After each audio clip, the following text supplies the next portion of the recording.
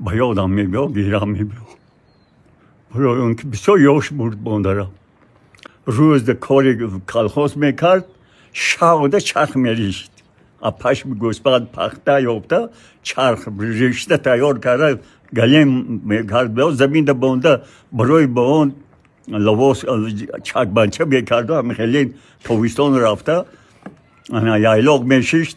3 ماه میشید کروت روغن تیار میکرد گوارم بیجوشید گیرامند این زنکای حاضره 20% کره وارده میکنن 20%. غم خورده در دوره 35 سالگی از دنیا گذشت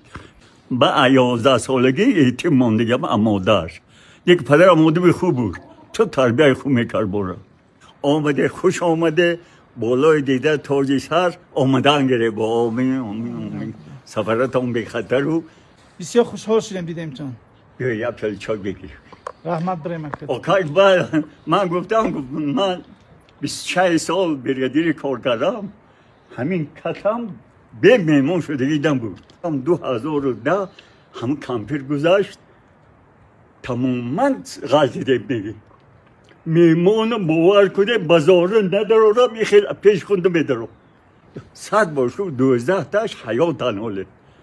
7 دختره 5 پسره حیاتن زندگانی های خوب دارن لای باشه تو شما هم خدا نصیب گردانو فرزندای صالح و صالحات نصیب گردانو امین آدم بر از رحمت بر جان خدا نگهدار یک پیاله چای رحمت کلام باشه الهی سلام باشه شما.